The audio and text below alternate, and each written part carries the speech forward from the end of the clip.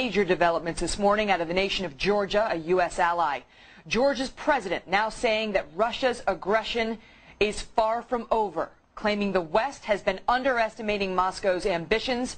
The European Union now considering sending in peacekeepers to the region. That's right, and our own Steve Harrigan knows all too well just how intense the situation is right now. Less than 2 hours ago, he was in the city of Gori, that's very close to the border, when he saw about 50 Russian armored vehicles barreling in, and he received a text message telling all reporters to get out now.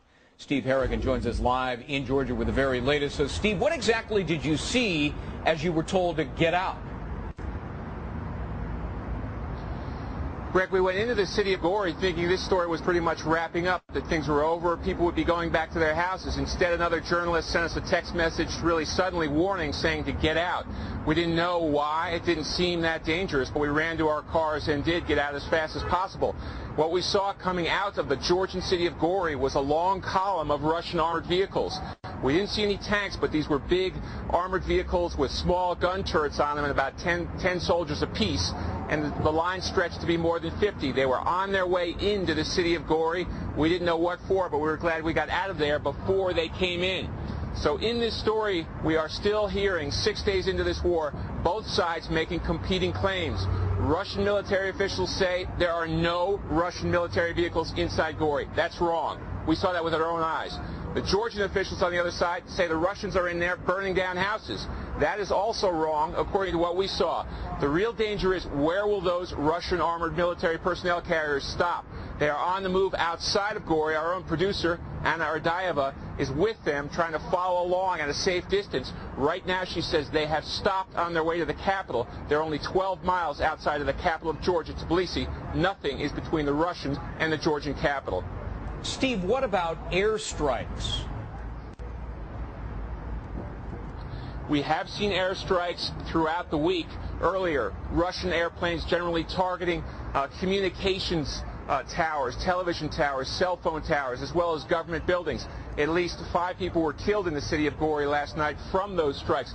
We haven't seen much air power today. Of course, there's not much in the way, much need, because on the ground right now, the Russians are driving unchallenged. The Georgian military has melted away in the face of this superior force. These Russian armored vehicles are moving in without any resistance whatsoever?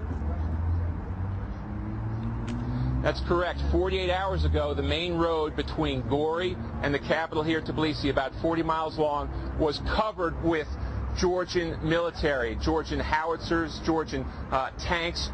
They're all gone now. You can actually sometimes find uniforms by the side of the road. They have taken them off and run, leaving the capital virtually defenseless. Now, we can show you some video coming up of what that scene inside the city of Gori looked like. Here's the video. There's just a text message to journalists from the BBC that said, get out now. We don't know why. We're getting out now. Get out now. Get out now. Get out now. Anya! Let's go! This might be the reason for that text message we just got from other journalists that said, get out now. Along the road into Gori, a stream of Russian armored vehicles, armored personnel carriers.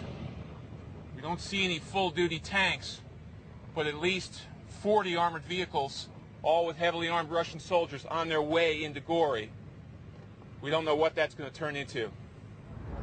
Now we're getting wire reports. So those Russian armored vehicles now have moved beyond their position where we just saw them inside Gori. They've moved closer to the capital. They're only about 12 miles outside the capital. And right now the Georgian president is raising alarm bells with some very unsettling statements, saying that Georgia will defend the capital to the last drop of blood. There will be no surrender, and there is no ceasefire in effect now. Greg?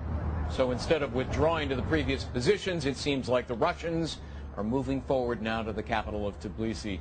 Steve Harrigan will check back with you very